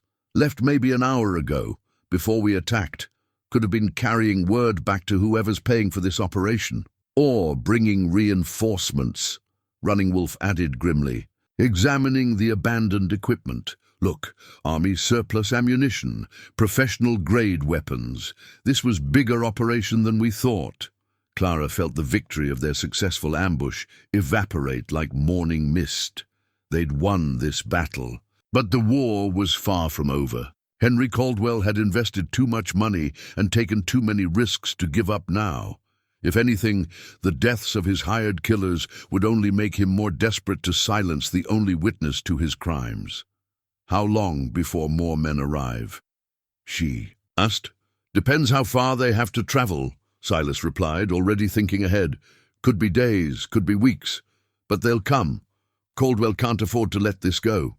The 3 of them worked quickly to gather intelligence from the dead men's belongings, finding maps, correspondence, and supplies that painted a clearer picture of what they were facing. The operation was even more extensive than they'd feared. Caldwell had hired not just bounty hunters, but military contractors, men with experience in the Indian Wars who knew how to track and kill in wilderness conditions. 12 men total, Running Wolf said, reading through a roster he'd found in the marshal's pack. These 4, the 2 we killed yesterday, and 6 more coming from the east with heavy weapons. Clara's blood ran cold. Heavy weapons, Mountain. Howitzer, Silas said grimly, examining a supply list. Small cannon, basically. They mean to shell us out of these mountains if they have to. The scope of Henry Caldwell's desperation was becoming clear. He wasn't just trying to silence a witness anymore. He was conducting a private war in federal territory, using hired mercenaries to commit mass murder. The evidence Clara carried was even more valuable than she'd realized, because it could connect Caldwell not just to individual crimes, but to treasonous conspiracy. "We need to get that evidence to Denver immediately," she said. "This has gone beyond personal vengeance. Caldwell's essentially declared war on the United States government." "No argument there," Silas agreed. "But first, we need to survive long enough to get the papers out of these mountains." Running Wolf studied the captured maps, his expression thoughtful. "There is way, dangerous but possible. The old mining road through Eagle Pass. It connects to the stage route to Denver. If we could reach it, we'd have to cross 40 miles of open country with trained killers hunting us," Silas finished.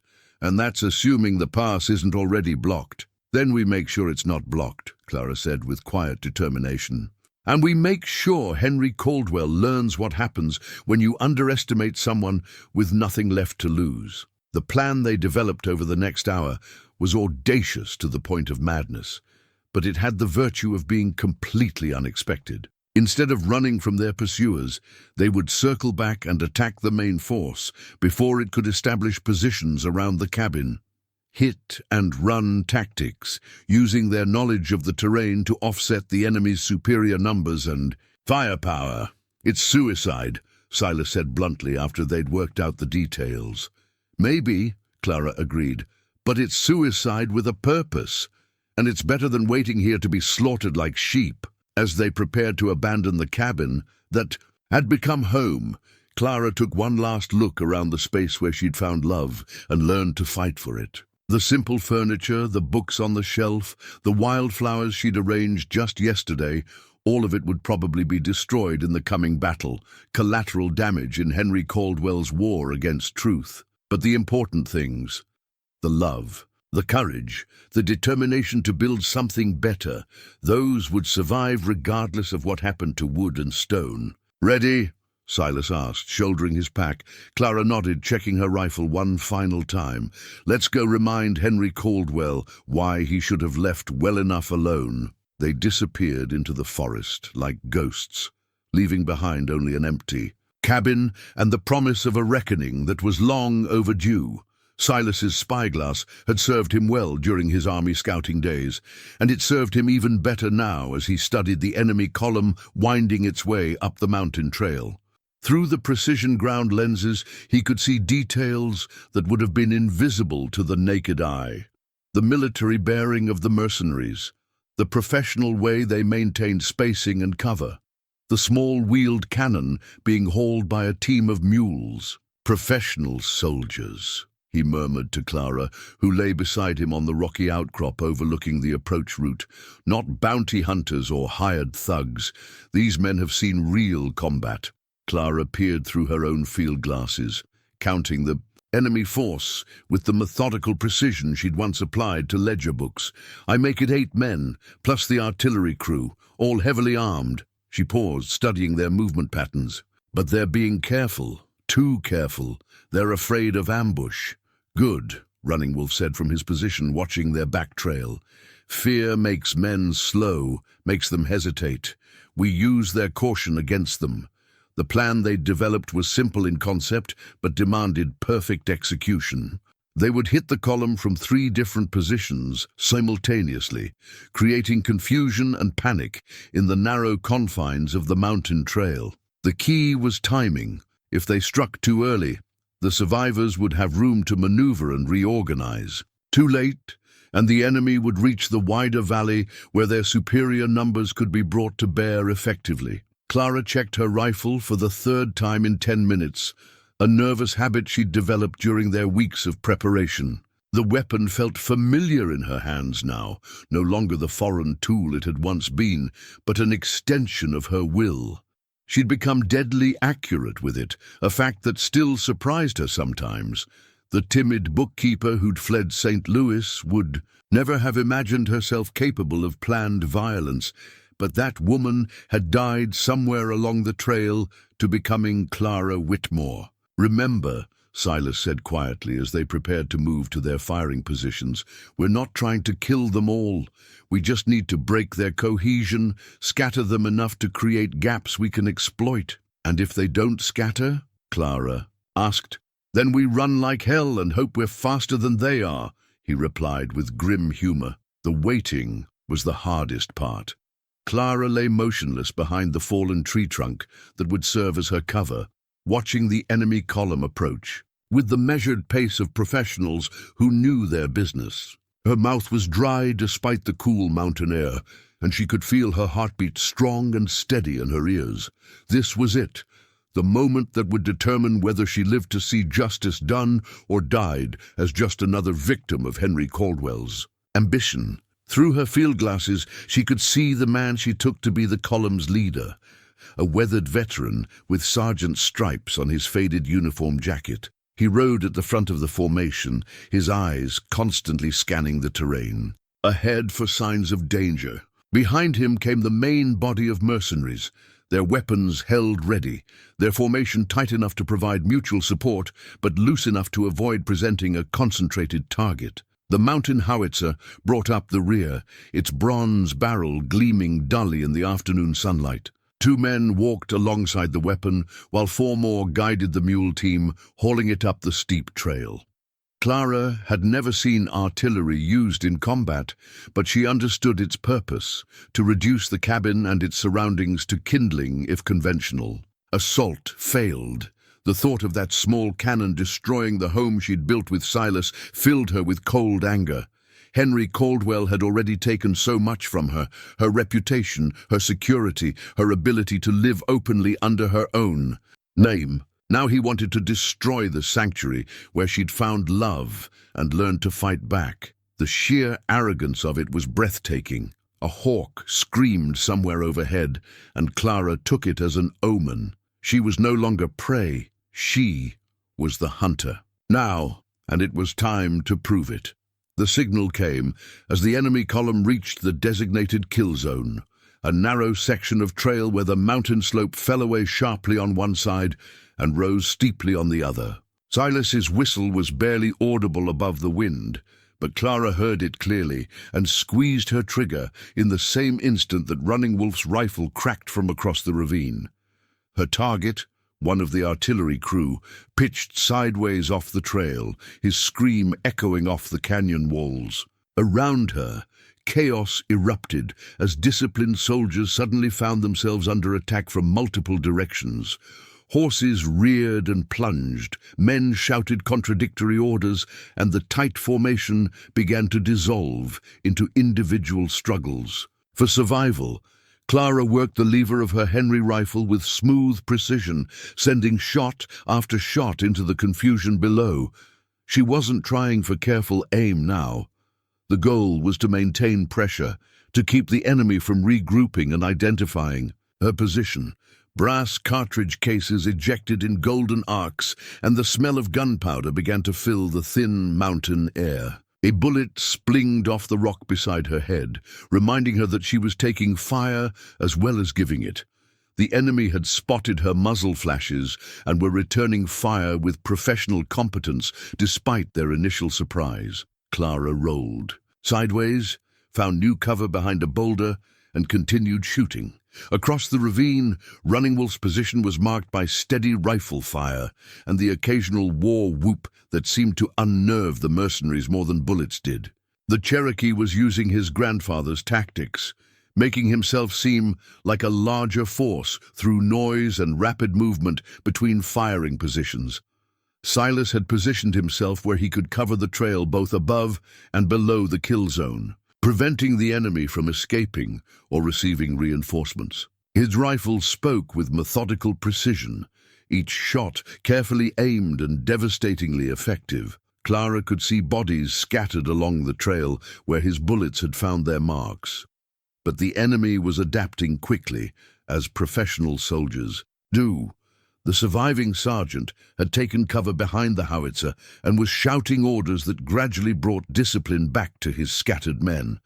Clara could see them beginning to organize, to identify firing positions and coordinate their response. "Time to move," she muttered to herself, recognizing the moment when staying in place would become suicidal. She began working her way along the ridge, using the broken terrain to mask her movement while continuing to fire when opportunities presented themselves. The enemy had superior numbers and firepower, but they were trapped on a narrow trail with limited options for maneuver. As long as she and her companions could maintain pressure from multiple angles, they could keep the mercenaries pinned down and demoralized. A bullet tugged at her sleeve, close enough that she could feel the heat of its passage. Clara dropped flat behind a cluster of rocks, her heart hammering with the sudden realization of how close she'd come to death. But when she looked up again, she saw something that made her smile grimly. The mule team pulling the howitzer had panicked and was dragging the gun back down the trail, effectively removing the enemy's most dangerous weapon from the fight. "That's right," she whispered, working the lever of her rifle again. "Run back to your master and tell him Clara Whitmore isn't as helpless as he thought." The battle was far from over, but for the first time since it began, Clara allowed herself to believe they might actually win. Clara's derringer was smaller than her palm, a delicate weapon that seemed almost toy-like compared to the heavy rifles and military weapons surrounding her. But as she pressed herself against the burning logs of what had once been her home, feeling the heat sear through her jacket, she knew that sometimes the smallest tools could deliver the most decisive blows. The battle had raged for 2 hours, moving from the narrow trail down into the valley and finally to the cabin itself, when the surviving mercenaries had made their desperate final assault. Silas was somewhere in the smoke and chaos, separated from her when a coordinated charge had broken their defensive line. Running Wolf had vanished into the forest after taking a bullet in the shoulder, leaving Clara to face the last phase of the fight alone. But she wasn't the same frightened woman who'd fled St. Louis 6 months ago. That woman would have cowered and waited for rescue. Clara Whitmore intended to write her own ending. "Come out, Catherine Walsh," called a voice from the other side of the burning cabin. She recognized it as belonging to the mercenary sergeant, the professional soldier who'd adapted quickly to their guerrilla tactics. "It's over. Your friends are dead or scattered. Surrender now, and I promise you'll make it back to Missouri alive." Clara almost laughed at the obvious lie. She'd seen the kill orders in Morrison's papers, knew that Henry Caldwell had paid for her death, not her capture. But the sergeant's words did tell her something useful. He thought Silas and Running Wolf were out of the fight, which meant he might be overconfident. "I have a better idea," she called back, checking the loads in her derringer. 2 shots, both at close range. She'd have to make them count. "Why don't you come in here and get me?" The response was a burst of rifle fire that sent splinters flying from the log walls around her. Clara pressed lower, feeling the heat from the burning roof timbers grow more intense. Soon the whole structure would collapse, and she'd have to move, whether she wanted to or not. A shadow moved past one of the windows, and Clara fired through the gap, hearing a grunt of pain and satisfaction that told her she'd hit something important. 1 shot left, and at least 2 enemies still moving around the perimeter of the cabin. Then she heard it. Silas's voice, raised in what sounded like surrender. "Don't shoot! I'm coming out unarmed!" Clara's heart clenched with terror and rage. If they had Silas, if they were using him as bait— "That's right, mountain man," the sergeant called out. "Nice and easy. Keep those hands where I can see them." Through a crack in the wall, Clara could see Silas emerge from the forest with his hands raised, his rifle conspicuously absent. But something about his posture, the way he held himself, suggested this wasn't the defeat it appeared to be. He was moving with purpose, drawing the enemy's attention exactly where he wanted it. "Now call out your woman," the sergeant ordered. "Tell her to come out before this whole place burns down around her." "Clara!" Silas shouted. "They've got me covered! It's over! Come out with your hands up!" But Clara heard what the sergeant didn't. The subtle emphasis on certain words, the coded message Silas had taught her during their planning sessions. "They've got me covered" meant he had backup positioned nearby. "It's over" meant the next phase of their plan was about to begin. "Hands up" meant she should be ready to move fast. Clara smiled grimly and shifted position, working her way toward the cabin's back wall where the fire hadn't yet reached. Through the gaps between logs, she could see the sergeant positioning himself to cover both Silas and the cabin entrance. Professional but predictable, he was thinking like a soldier, not like someone fighting for their life against impossible odds. "Catherine Walsh," the sergeant called again. "I know you're in there. Come out now or I put a bullet in your boyfriend's head." To emphasize his point, Clara heard the distinctive click of a rifle being cocked. The threat wasn't idle. She could see through the wall gap that the sergeant had his weapon aimed directly at Silas's chest. But she could also see something the sergeant couldn't: Running Wolf, moving like a ghost through the trees behind the mercenary position, his war paint making him nearly invisible in the dappled shadows. The shoulder wound hadn't slowed him down as much as they'd hoped. Clara took a deep breath and made her decision. "I'm coming out," she called, then immediately moved in the opposite direction, working her way toward the cabin's side wall, where the burning had created a gap large enough to slip through. "Hands where I can see them," the sergeant ordered as she emerged into the smoky clearing. Clara raised her hands, the derringer concealed in her right palm, and walked slowly toward where the sergeant held Silas at gunpoint. Behind the mercenary, she could see Running Wolf positioning himself for a clear shot, but the angle was wrong. Any bullet that missed might hit Silas as well. "That's far enough," the sergeant said when Clara was 10 feet away. "You know, you've caused a lot of trouble for a lot of people. Mr. Caldwell is very eager to see justice done." "Justice?" Clara laughed, the sound harsh in the smoke-filled air.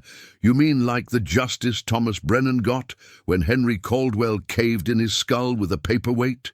The sergeant's eyes narrowed. "I don't know what you're talking about." "Sure, you do. Just like you know that federal marshals don't normally take private contracts to commit murder.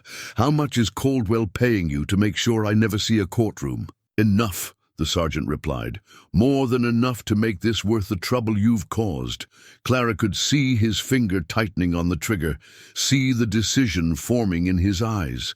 In seconds, both she and Silas would be dead, and Henry, Caldwell's secrets, would die with them. But she'd learned something important during her months in the wilderness. Sometimes the only way to win was to do something so unexpected that your enemy couldn't adapt fast enough to counter it.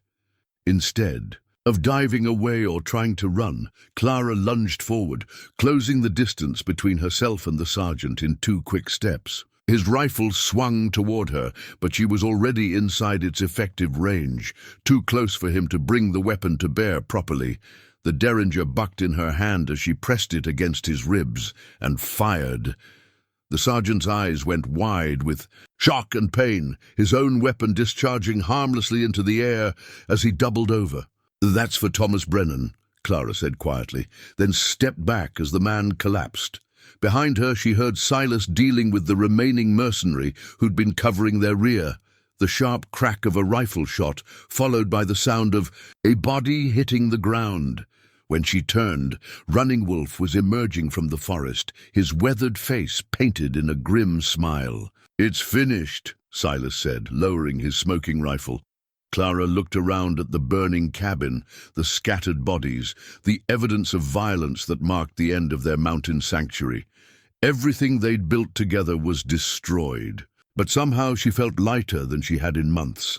The weight of fear, of constant looking over her shoulder, of running from shadows, all of it was finally lifting. "No," she said, pulling the packet of evidence from inside her shirt. "Now it's finished. Now Henry Caldwell faces justice for what he's done." The smoke from the burning cabin rose straight up in the still mountain air, a column of grey that could probably be seen for miles. But Clara wasn't worried about attracting attention anymore. Let the whole world see what had happened here.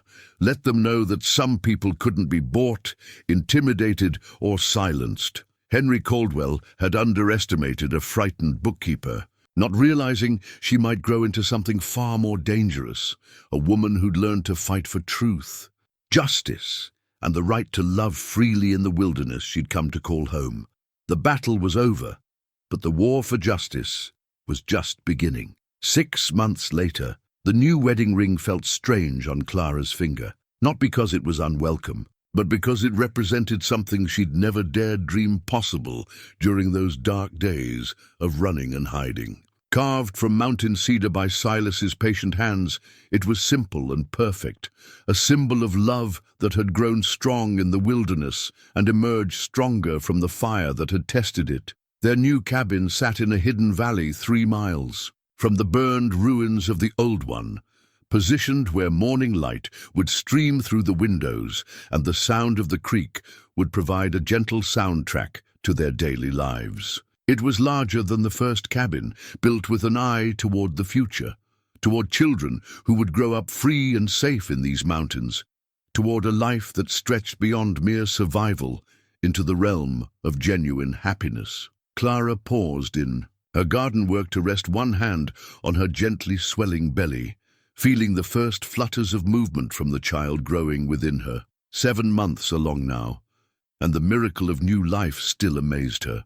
After everything they'd endured, the fact that she and Silas had been blessed with this chance to create rather than simply survive felt like a gift from Providence itself. Letter came from Denver, Silas called from the cabin doorway, waving. A thick envelope that bore the letterhead of the Rocky Mountain News. Looks like official business.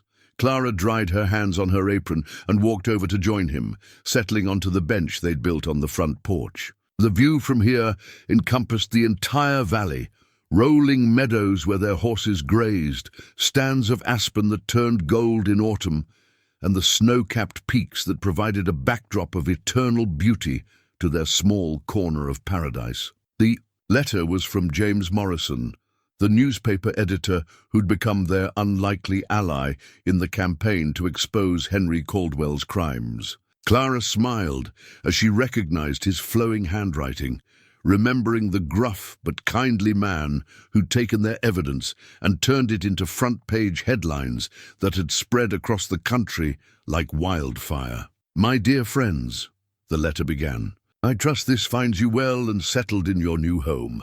I'm writing to share news that I think will bring you considerable satisfaction." Clara read aloud while Silas listened, his arm around her shoulders as they rocked gently in the mountain breeze. Morrison's news was everything they'd hoped for, and more. Henry Caldwell had been convicted on multiple charges, including murder, conspiracy, and bribery of federal officials. His son William faced similar charges, and both men were looking at lengthy prison sentences that would ensure they never again posed a threat to anyone. "The trial was a sensation," Morrison continued. "Your testimony, delivered by affidavit since you couldn't safely travel to St. Louis, was the key evidence that convinced the jury. Caldwell's lawyers tried every trick in the book, but the documentary evidence you provided was simply too overwhelming to dismiss. Justice has finally been served, but perhaps the most satisfying news was saved for last.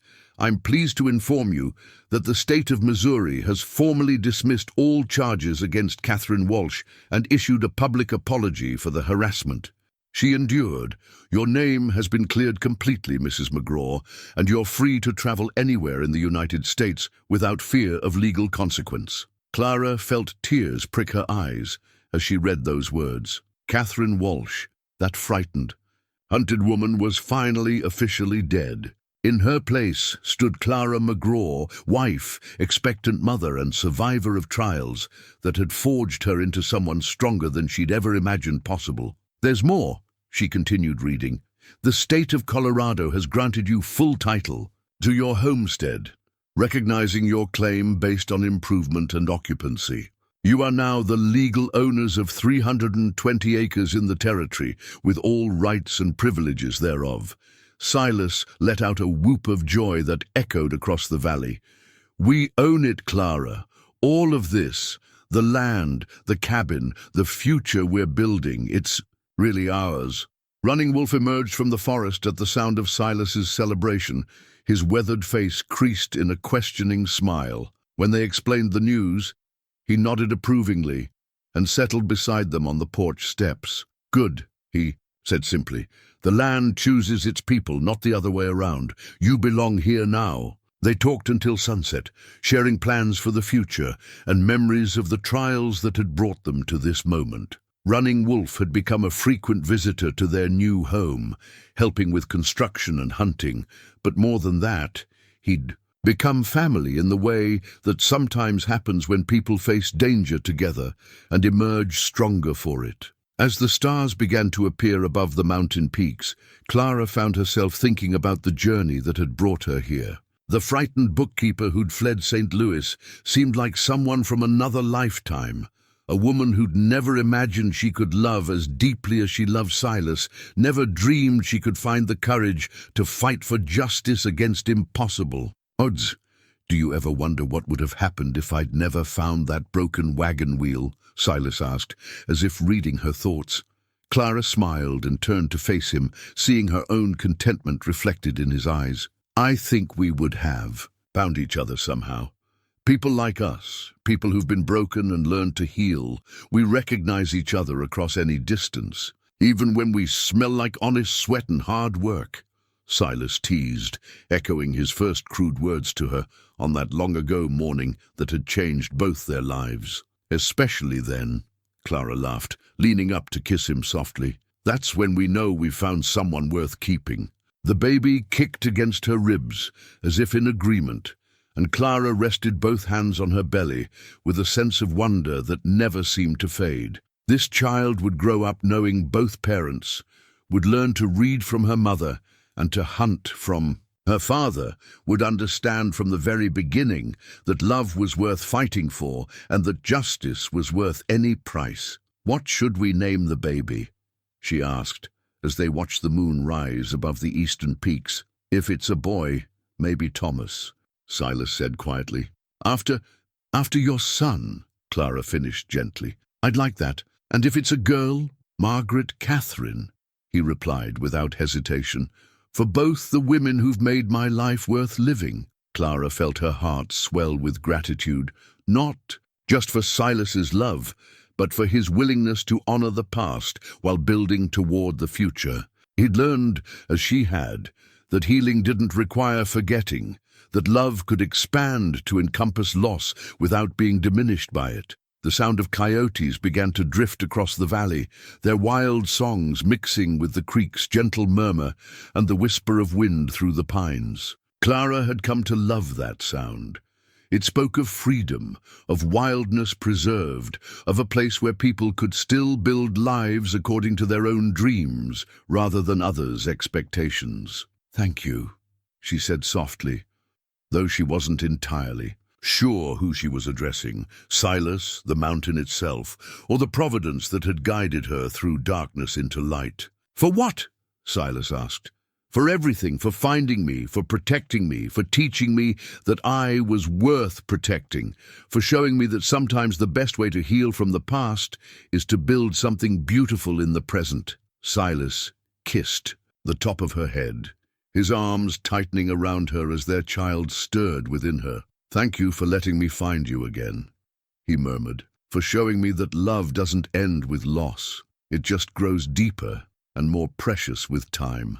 Above them, the Milky Way stretched across the clear mountain sky like a river of stars, and Clara Whitmore McGraw smiled as she contemplated the future spreading out before them like an unwritten story, waiting to be filled with joy, adventure, and the quiet satisfaction of work well done in the service of love.